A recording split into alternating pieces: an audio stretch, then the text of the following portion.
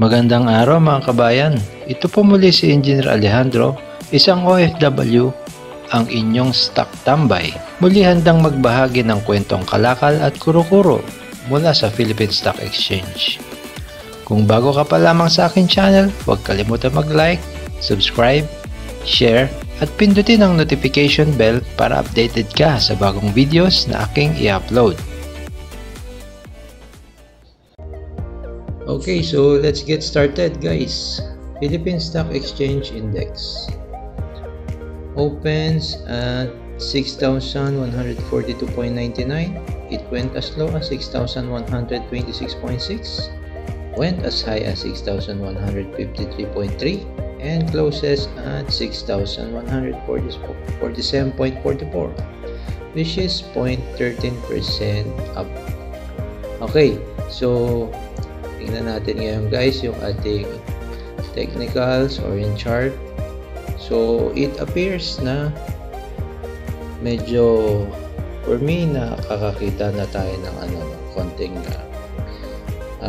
parang bottom kasi nag-establish na yung kanyang trend channel upward, although hindi pa siya kailangan pa natin ng confirmation kasi ang breakout neto is halos wala pa nga isa nauntog siya, no?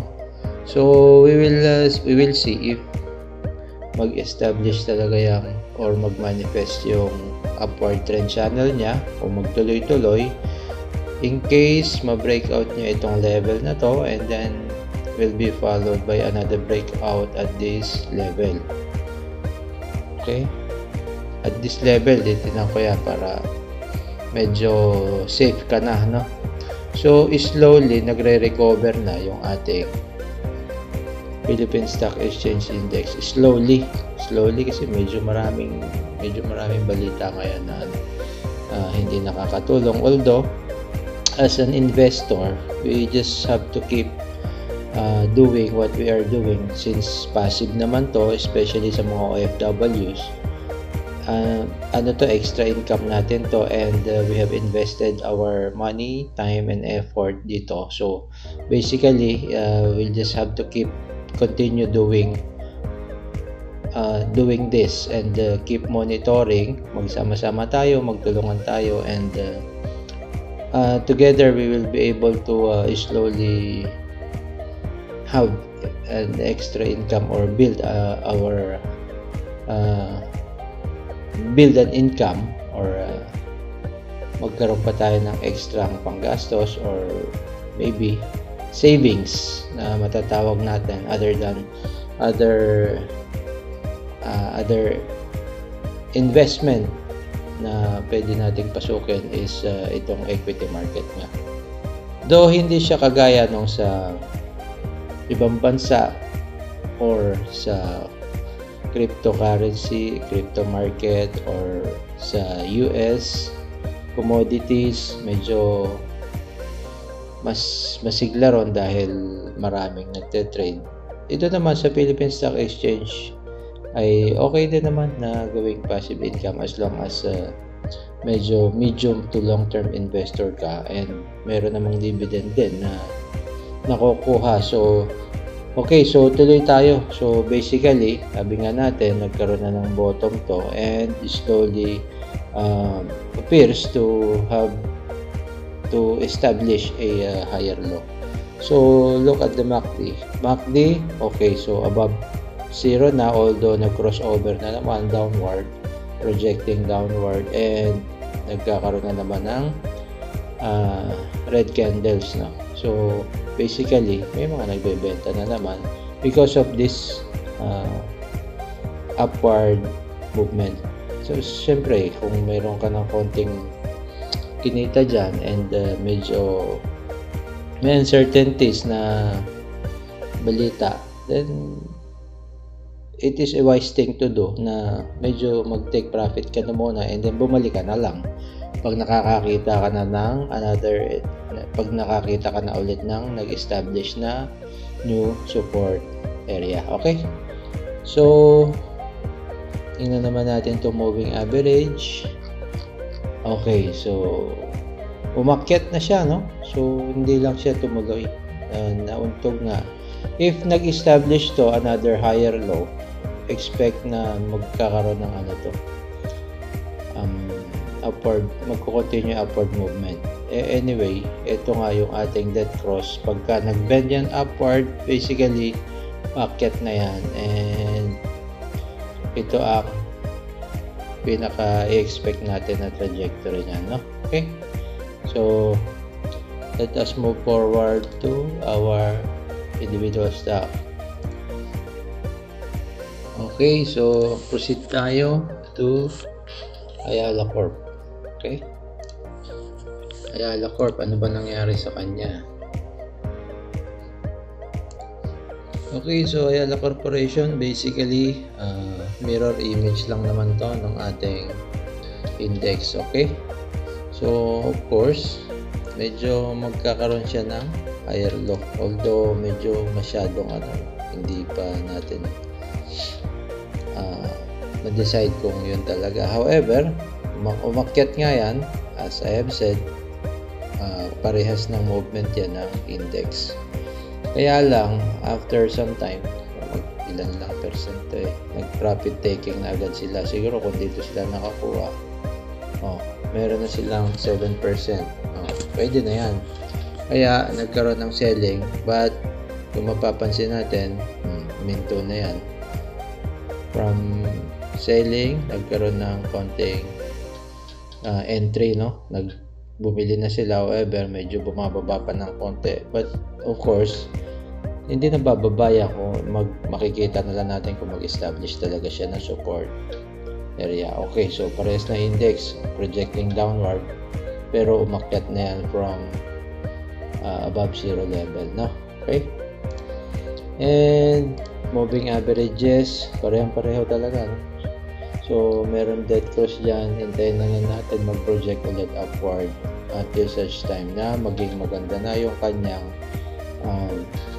position, no? Yung mga moving averages natin, makitaan natin ang alignment of stars. Okay, meaning other than the MACD, moving averages, yung ating trend line, so at iba pang mga indicators, pagka nag-align yan, then basically pataas na yan. Okay, so let us move forward to our next stock, which is Ayala Land. Ayala Land, anong meron sa kanya? So Ayala Land, basically nag-i-establish pa lang ulit ito ng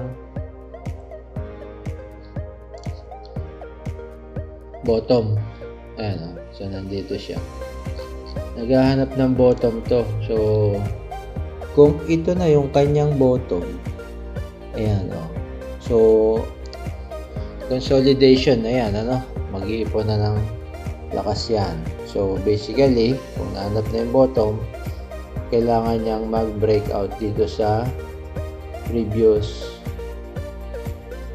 resistance or support level, no? Okay, so wala pa tayong nakikitang magandang indication dito kay Ayala Land, and still below zero level yung kanyang MACD. So but kung anong tawag dito, kung tungkol naman sa kanyang valuation, mababa na yan, pwede ka nang pumasok dyan, no? Pero kailangan mag-aantay ka, antay mong umakyat ulit. Malaki na yan pag sinukat mo yan, kung kahit dito ka pa pumasok, antayin mo yan until end of the year, then meron kang 70%. So malinis na 50% kung gusto mong pwede mong i-assume, no? However, right now, kailangan makikita mo muna na consolidate yan kasi below moving averages, no? Okay, so tingnan natin, nagbibigay naman ng dividend yung ibang mga stocks kagaya ng Metrobank, Semirara. However, medyo mababa na yung binigay nila ngayon, no? Okay, so move forward tayo, which is stocks Converge.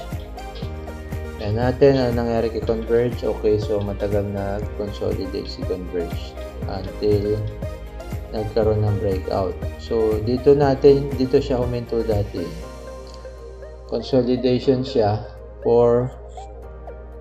since September up to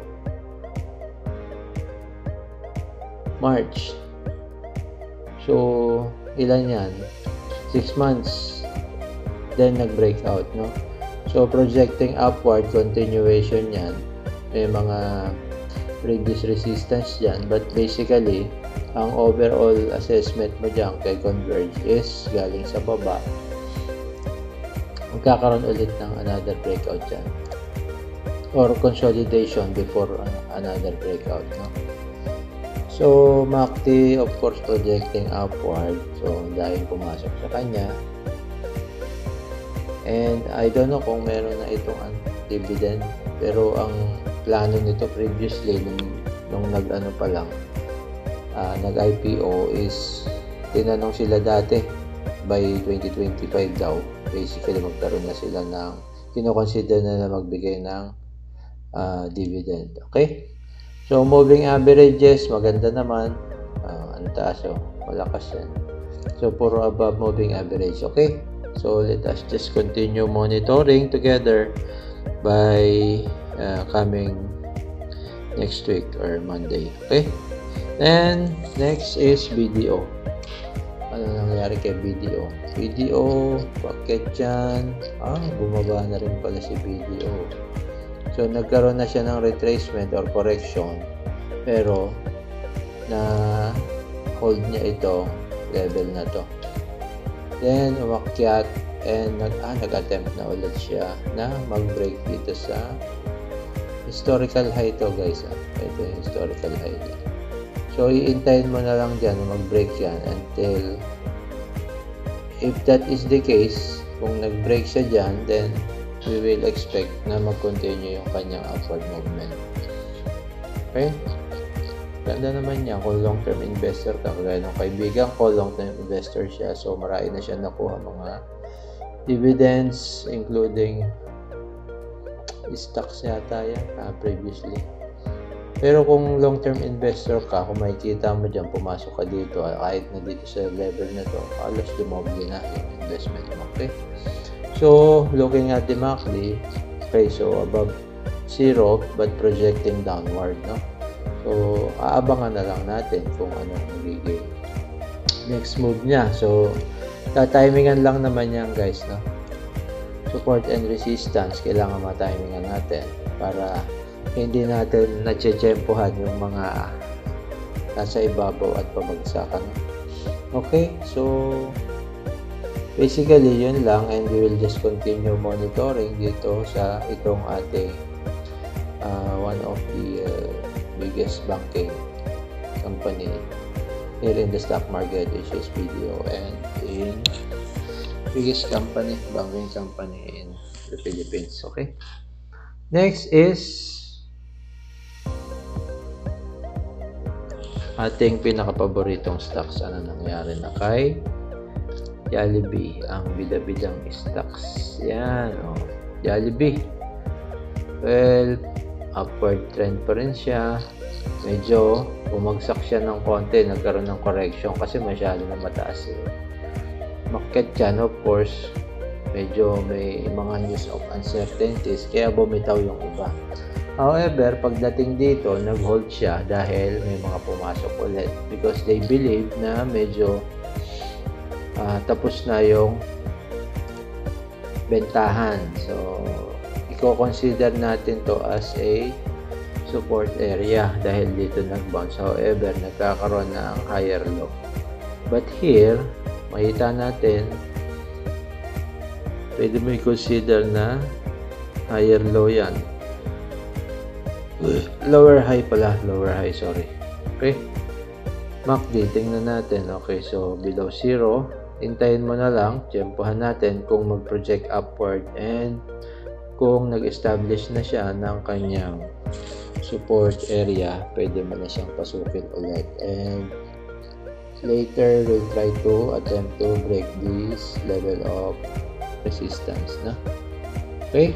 So, moving averages niya, ano nangyari? Below. Okay, so that's why it's bearish. Nasa ilalim So, tiyempohan na lang natin yan, guys. No? And hopefully, after the biggest event of 2025 is yung ating upcoming election season. I don't know kung sino-sino mga companies sa magbe-benefit dito sa election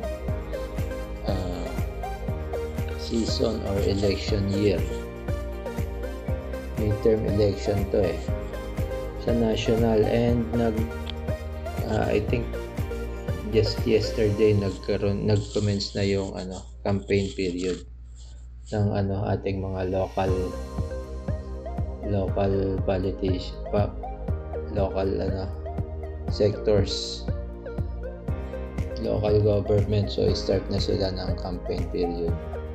Okay, so let us move forward to our next stock, which is Jollibee. Bida-bida, so bantayan na lang natin guys. Always lagi panalo naman tayo kay Jollibee. Ito ang medyo palagi kong inaabangan to guys, JGS. Nag-bounce na to, nakahanap na to ng kanyang bottom. Masyado na kasi mababa, no? So basically ito yung bottom niyan pero dito na natin ilagay, lakihan na natin yung range. So ito yung bottom niya, then nag-establish siya ng higher low pero bumalik ulit, kaya nga lalagay na muna natin ito yung support area niya. Ngayon pagka ito nakitaan na natin na nag-break dito, nauntog dito, so basically ito yung kanyang resistance na dapat may break. So pag na-break niya yan, then we will expect to attempt to break this next level of resistance at this area. Pero siguro dito ko na lang ilagay. Masyado kasing dikit-dikit Ayan, lagay natin dyan. So pagka na-break niya naman yan, pwede nating masabi na magkakaroon na ng shift of trend. Okay? And considering dito sa level nito, very cheap or undervalued na yung kanyang current price. Okay? So looking at the MACD, nag-project na ito upward above zero. However, the same pare-pare sila, bumaba ulit sa zero level MACD and projecting downward. So hintayin natin mag-project upward yan bago tayo pumasok na. However, moving averages is still below, kaya nga hindi niya kinaya, nauntog siya doon. Kaya lang problema, nandun na naman siya, so natulak na naman siya pababa. Ngayon yung dead cross nito matagal ng panahon. At yan ang kabuuan ng ating update for this week. Kung kayo mayroong stocks na nais ninyo maisama sa ating susunod na review, ay maaari po kayo magpadala ng mensahe sa aking YouTube channel na OFW Average Trader. Pwede rin pong ipadala ang inyong mensahe sa aking email address na nakalagay sa description box. Maaari din po kayo mag-send ng message sa aking Twitter o kaya sa aking Facebook page na Engineer Alejandro Magno. Take the opportunity while it is offered free. There is no secret to success. We just have to keep going and work harder. We will only lose a battle the moment we stop trying and believing. At dyan po nagtatapos ang ating video sa linggong ito. Huwag kalimutan mag-subscribe, paki-like na din po at i-share na rin ang aking channel sa inyong mga kaibigan, kapamilya o sa iba pa nating kababayan na naghahanap ng passive income. Hanggang dito na lang po at magandang araw sa inyong lahat mga kabayan. Hanggang sa muli. Ciao!